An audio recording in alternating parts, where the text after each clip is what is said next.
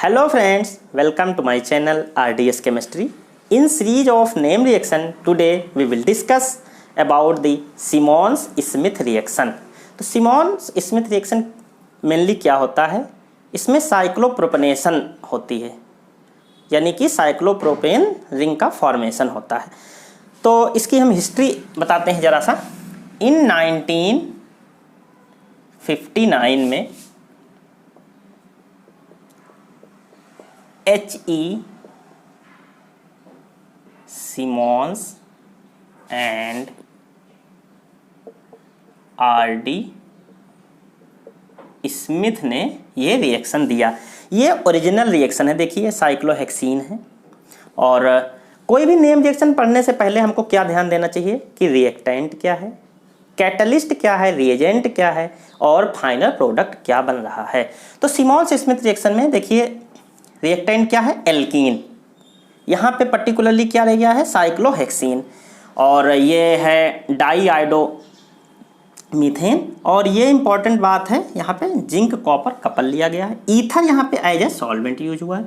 और देखिए यहाँ पे साइक्लोप्रोपेन रिंग का फॉर्मेशन हुआ है। और उस पर्टिकुलर प्रोडक्ट का नाम क्या है, बाईसाइक्लो 410 हेप्टेन। ये बाईसाइक्लिक कंपाउंड बना है, ठीक है। तो सिमन्स और स्मिथ से पहले जो साइक्लोप्रोपेन का फॉर्मेशन होता था वो एल्कीन पे होता था। तो आप यहाँ पे भी ले लीजिए, साइक्लोहेक्सीन का एग्जाम्पल हम ले लेते हैं। ये फ्री कार्बीन की रिएक्शन जब एल्कीन से होती है और इस टाइप, तो क्या बनता है, ये यहाँ पे भी सेम प्रोडक्ट बना। देखिए साइक्लोप्रोपेन रिंग का फॉर्मेशन हुआ है। इस टाइप की रिएक्शन को क्या कहते हैं, साइक्लो एडिशन। तो साइक्लो एडिशन रिएक्शन बहुत अच्छी रिएक्शन थी, लेकिन इसमें कुछ ड्रॉबैक्स थे। क्या ड्रॉबैक्स थे, यहाँ पे साइक्लोप्रोपेन के अलावा कुछ बाई प्रोडक्ट बन जाते थे। वो क्यों बन जाते थे, ड्यू टू कार्बीन इंसर्शन। दूसरी बात, इस साइक्लो एडिशन रिएक्शन में जो कार्बीन की रिएक्शन है इसमें सेलेक्टिविटी नहीं थी। तो इन सारे ड्रॉबैक्स को ओवरकम करते हुए सिमन्स और स्मिथ ने ये पर्टिकुलर रिएक्शन दिया, जहाँ पे कॉपर, जिंक और कॉपर कपल यूज होता है। तो ये है। तो अब फाइनली ये क्या हुई reaction, cyclo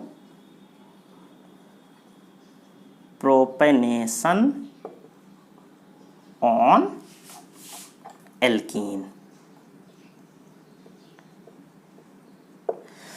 This is the most important way of making cyclopropane compounds. Okay. Simmons-Smith reaction में यूज जिंक कॉपर कपल क्या होता है उसके बारे में हम बात करेंगे। So this is an activated source of zinc required for the formation of organozinc reagent.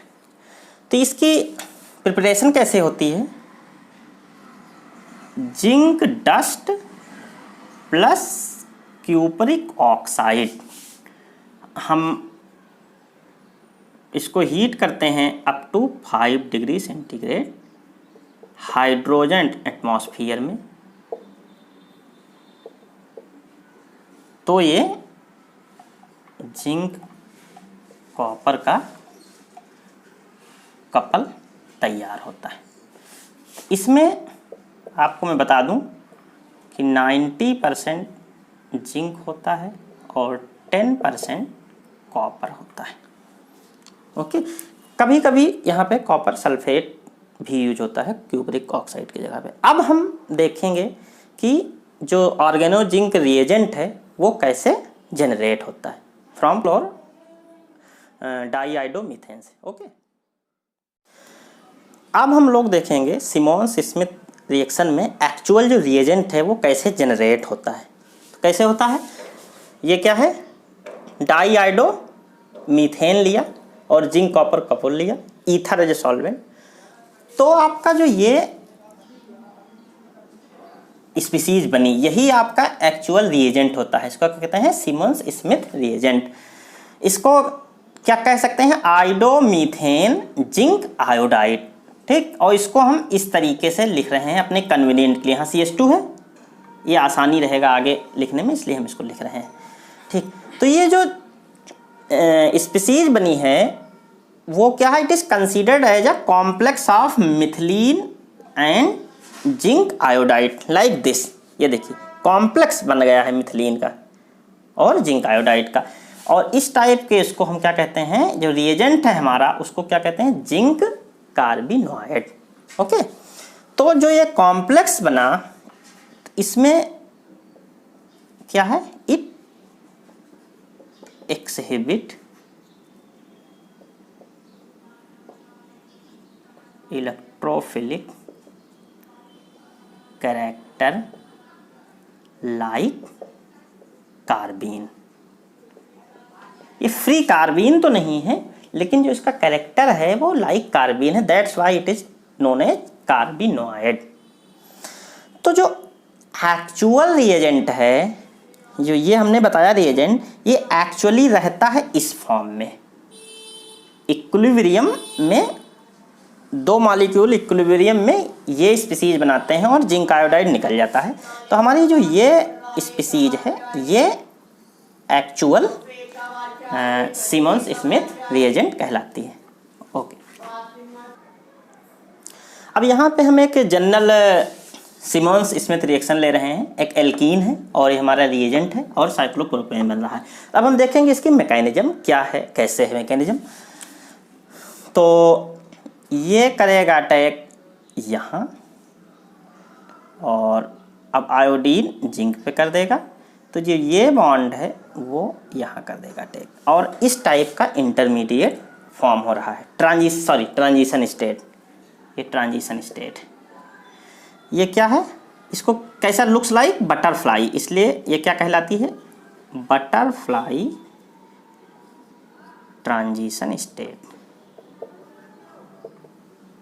ये क्वेश्चन पूछा जाता है कभी कभी कि बटरफ्लाई ट्रांजिशन स्टेट किस रिएक्शन में बनता है, तो वो क्या है, सिमोंस स्मिथ रिएक्शन में। और नेक्स्ट स्टेप में आपका साइक्लोप्रोपेन बन जाता है और जिंक आयोडाइड निकल जाता है। ओके, तो this is all about the mechanism, बहुत इजी मैकेनिज्म है इसकी। ओके,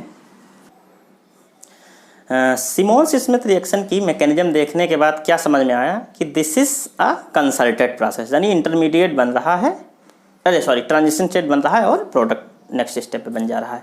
और जो सबसे मेन बात है, सबसे इम्पॉर्टेंट बात है, वो क्या है कि यहाँ पे फ्री कार्बीन का जनरेशन नहीं हो रहा है, उसकी जगह पे एक carbene like species that is the zinc carbenoid बनता है, और वो जो है कार्बीन को ट्रांसफ़र करता है किस पे, डबल बॉन्ड पे, और फाइनली साइक्लोप्रोपेन बनता है। ये चीज़ें हमने यहाँ पे लिख दी हैं पॉइंट। ओके, तो चलिए हम कुछ इम्पॉर्टेंट पॉइंट बता रहे हैं सिमोंस स्मिथ रिएक्शन में। यहाँ पे आप देखिए डाईआइडो मीथेन यूज होता है, तो इसकी जगह पे क्या डाईक्लोरोमीथेन या डाईब्रोमोमीथेन भी यूज होता है, ये सिमोंस स्मिथ रिएक्शन में यूज नहीं होता है। ओके, हाँ डाईब्रोमोमीथेन यूज हो सकता है, लेकिन वो कब यूज होगा, जब टाइटेनियम टेट्राक्लोराइड एडिशनली यूज किया जाए, यानी कि टाइटेनियम टेट्राक्लोराइड और जिंक कपल यूज होगा, तो उसकी जगह तो फिर ये डाईआइडो मीथेन की जगह पर डाईब्रोमो मीथेन यूज किया जा सकता है। ये एक केस है। ठीक, और अब ये जो जिंक कॉपर कपल है वो उसकी जगह पे अब डाई इथिलीन जिंक यूज होने लगा है। अब की जो आप रिएक्शन देखेंगे सिमोंस स्मिथ रिएक्शन, वहाँ पे जिंक कॉपर कपल की जगह पे ये डाई इथाइल जिंक यूज होने लगा है। ओके, अब हम लोग एग्जाम्पल देखेंगे स्टीरियो सेलेक्टिविटी के। तो जो जिंक कार्बिनोइड है यहाँ पे वो कैसे बिहेव करती है, एज ए सिंगलेट कार्बिन। कार्बिन दो तरह की होती हैं, एक ट्रिपलेट एक सिंगलेट। तो जो यहाँ पे जो कार्बिन क्या, कार्बिन लाइक यानी कि कार्बिनोइड जो है वो सिंगलेट कार्बिन की तरह पे बिहेव करती है। और इसका जो एडिशन है डबल बॉन्ड पे वो स्टीरियो स्पेसिफिक भी है और स्टीरियो सेलेक्टिव भी है। स्टीरियो स्पेसिफिक का मतलब क्या होता है, आपका जो रिएक्टेंट है अगर दो आइसोमर हैं तो वो दोनों आइसोमर अलग अलग प्रोडक्ट देंगे। और स्टीरियो सिलेक्टिविटी क्या है कि जब कई सारे प्रोडक्ट्स बन रहे हों तो उसमें से कोई एक प्रोडक्ट जो हो एज अ मेजर प्रोडक्ट बने तो उसको क्या कहते हैं, स्टीरियो सिलेक्टिविटी। यहाँ पे देखिए एलाइल अल्कोहल है, एलाइल अल्कोहल है, एलाइल अल्कोहल पे सिमोंस स्मिथ रिएक्शन हुई है तो देखिए साइक्लोप्रोपेन बना है। तो क्या है यहाँ पे, carbenoid adds the same face as the hydroxyl group. देखिए हाइड्रोक्सिल ग्रुप यहाँ पे अबव द प्लेन है, तो जो साइक्लोप्रोपेन रिंग है बनी है वो भी अबव द प्लेन है, यही स्टीरियो सिलेक्टिविटी है। अब हम आपको एक चीज़ और बता दें यहीं पे पॉइंट की बात, अगर ये सिंपल साइक्लोहेक्सीन पे रिएक्शन होगी और ये एलाइलिक एल्कोहल पे, तो ये जो रिएक्शन है ये 100 टाइम्स फास्टर है in comparison to simple alkene. ऐसा क्यों होता है, क्योंकि जो ये ऑक्सीजन है वो कोऑर्डिनेट करता है जिंक के साथ, और ये जो कोऑर्डिनेशन है ऑक्सीजन और जिंक का यही रिस्पॉन्सिबल है इस टाइप की स्टीरियो सिलेक्टिविटी के लिए भी और फास्ट रिएक्शन के लिए भी। ओके, अब देखिए यहाँ पे बहुत ही इंटरेस्टिंग एग्जाम्पल है। यहाँ पे दो एल्कीन हैं, दो डबल बॉन्ड हैं और दोनों पे देखिए जो साइक्लोप्रोपेनेशन है वो अलग अलग हो रहा है। यहाँ पे देखिए ऑक्सीजन जो है अबव द प्लेन है तो इसके इन्फ्लुएंस में जो साइक्लोप्रोपेनेशन हो रहा है वो भी देखिए अबव द प्लेन है। यहाँ पे ऑक्सीजन बिलो द प्लेन था तो बिलो द प्लेन हो रहा है, यहाँ पे अबव द प्लेन है तो साइक्लोप्रोपेनेशन उसके इन्फ्लुएंस में अबव द प्लेन हो रहा है। तो इस टाइप की रिएक्शन क्या है, स्टीरियो स्पेसिफिक। अगर इसका नेचर अलग है तो प्रोडक्ट अलग रहेगा। और एक और दूसरी इंटरेस्टिंग प्रॉब्लम है हमारे पास, ये पेंटासाइक्लिक एक कंपाउंड है, इससे आपको ये बनाना है तो कैसे बनेगा। तो यहाँ पे देखिए इसको हम सिर्फ सारा छोड़ के एक ये बना रहे हैं, ये बना रहे हैं सिर्फ। तो हम सबसे पहले इसको रिड्यूस करेंगे टू ऑब्टेन एलाइलिक एल्कोहल। तो यहाँ पे हम डिबल यूज करेंगे एज अ रिड्यूसिंग एजेंट। आप लोग इसको बहुत अच्छे से जानते हैं, बहुत सेलेक्टिव रिड्यूसिंग एजेंट होता है। तो यहाँ पे क्या बन जाएगा, एल्कोहल। नेक्स्ट स्टेप पे आप सिमोंस स्मिथ कंडीशन करिए, जिंक कॉपर,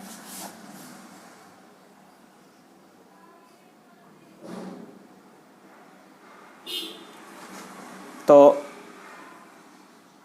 यहाँ पे देखिए ऑक्सीजन जिस फेस में है उसी फेस में साइक्लोप्रोपेनेशन का फॉर्मेशन होगा। अबव द प्लेन है तो अबव द प्लेन होगा। देखिए यही चीज़ यहाँ पे ध्यान देने वाली बात। नेक्स्ट स्टेप पे कुछ नहीं है, क्रोमियम की प्रेजेंस में ऑक्सीडेशन हो जाएगा और ये अल्कोहल ऑक्सीडाइज होकर कीटोन में बन जाएगा, आपका ये फाइनल प्रोडक्ट बन जाएगा। ओके, सिमोंस स्मिथ रिएक्शन की जो रिजिड सिलेक्टिविटी है वो ये है कि जो मोर सब्स्टिट्यूटेड एल्कीन्स हैं वहाँ पे ये साइक्लोप्रोपेनेशन फेवर नहीं करता है, यानी कि लेस सब्स्टिट्यूटेड एल्कीन्स फेवर करती हैं टुवर्ड्स साइक्लोप्रोपेनेशन। यहाँ पे एक एग्जांपल देखिए, नेचुरल प्रोडक्ट है लाइमोलिन। यहाँ पे दो डबल बॉन्ड है, एक ये है एक ये है। यहाँ ये जो एल्कीन है ये क्या है, डाई सब्स्टिट्यूटेड। देखिए यहाँ केवल हाइड्रोजन हाइड्रोजन है, दो सब्स्टिट्यूशन है, जबकि ये क्या है 1 2 3 ट्राई सब्स्टिट्यूटेड है। तो देखिए आप साफ साफ साइक्लोप्रोपेनेशन कहाँ हो रहा है, डाई सब्स्टिट्यूटेड एल्कीन पे। ओके, ये प्रॉब्लम पूछी जा सकती है, इंपॉर्टेंट है। और एक बात है कि कोई भी एस्टर है या कीटोन है या और भी कोई ग्रुप लगा हुआ है तो वहाँ पे सेलेक्टिविटी जो इस रिएक्शन की है वो एल्कीन के लिए ही है। देखिए साइक्लोप्रोपेनेशन इस एल्कीन पे हो रहा है। अब हम कुछ बताएंगे कि सिमोंस स्मिथ के बाद कुछ साइंटिस्ट और आए जो ये जिंक कार्बिनोइड रिएजेंट जो है उसमें इन्होंने कुछ मॉडिफिकेशन किया। वो क्या क्या मॉडिफिकेशन किया है वो हम बताते हैं। तो हम लोगों ने देखा कि जो जिंक कार्बिनोइड है उसका नेचर क्या होता है, इलेक्ट्रोफिलिक होता है। तो सिमोंस और स्मिथ के बाद भी इसमें और इम्प्रूवमेंट्स किए गए कि ये हमारा जिंक कार्बोनाइड और बेहतर हो जाए, जिससे हमारी यील्ड साइक्लोप्रोपेनेशन की वो बेटर हो जाए। तो उस कॉन्टेक्स्ट में देखिए ये तो आपका सिमोंस स्मिथ रिएजेंट है। फिर डेनमार्क ने इसमें ये मॉडिफिकेशन किया। फुरुकावा जो है ये इम्पॉर्टेंट है। फुरुकावा मॉडिफिकेशन के नाम से भी ये रिएक्शन होती है, जहाँ पे रिएजेंट यूज हो जाता है तो प्रोडक्ट वही बनेगा, बस केवल रिएजेंट में डिफरेंस है। ये पूछा जा सकता है फुरुकावा वाला। और शाई ने इलेक्ट्रॉन विड्रॉविंग ग्रुप यहाँ पे लगा दिया, और ये चैरेट ने इस टाइप का जिंक कार्बोनाइड दिया। ओके,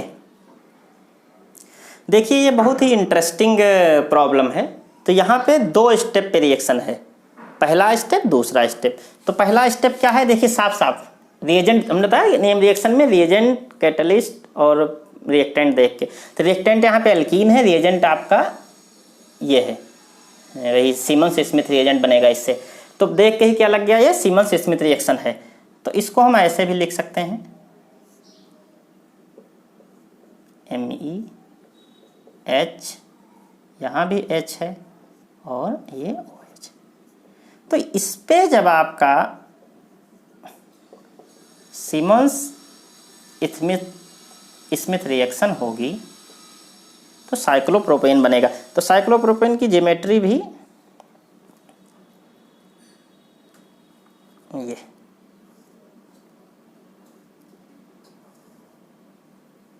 अब हाइड्रोजन ऐसे है तो जिस पोजीशन पे था उसी पोजीशन पे हो जाएगा। ये हो गया, ये हो गया, और Me जो है वो अबाउट द प्लेन जाएगा। ये आपका जो एल्कोहल है भी हो जाएगा।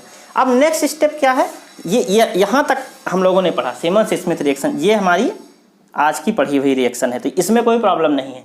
नेक्स्ट स्टेप एडिशनल है, ये रुथेनियम कैटलिस्ट ले लिया गया है। ये बहुत ही स्ट्रॉन्ग ऑक्सीडाइजिंग एजेंट होता है ये कैटलिस्ट जो है, और ये NaIO4 के कॉम्बिनेशन में ये डायरेक्ट एल्कोहल से एसिड बना देता है। नेक्स्ट स्टेप पे ये एसिड बना देता है, RuCl3H2O और NaIO4। मेन हमारा कंसर्न था दिखाना क्या, सीमंस स्मिथ रिएक्शन। तो इस टाइप की प्रॉब्लम आएगी तो पहला स्टेप तो हम देख के कर लेंगे। नेक्स्ट स्टेप ये कैटलिस्ट का पार्ट है, वो भी हम लोग पढ़ेंगे बाद में, लेकिन अभी के लिए हमने बता दिया कि स्ट्रॉन्ग ऑक्सीडाइजिंग एजेंट है। तो ये हो गई टोटल सीमंस स्मिथ रिएक्शन। ये नेट के लिए, असिस्टेंट प्रोफेसर के लिए और गेट के लिए बहुत ही इंपॉर्टेंट रिएक्शन है। ये अभी कंपटीशन के पॉइंट ऑफ व्यू से चल रही है, इसलिए इस पर क्वेश्चन आ भी रहे हैं और आ सकते हैं। तो हमने बहुत सारे एग्जाम्पल बताया, स्टीरियो सिलेक्टिविटी, रेजियो सिलेक्टिविटी बताया। इसके अलावा आप लोग और ज़्यादा से ज़्यादा क्वेश्चन एक्सप्लोर करिए, खुद से करिए, ना समझ में आए हमसे पूछिए, हम लोग उसको डिस्कस करेंगे। Okay, thanks for watching, thank you.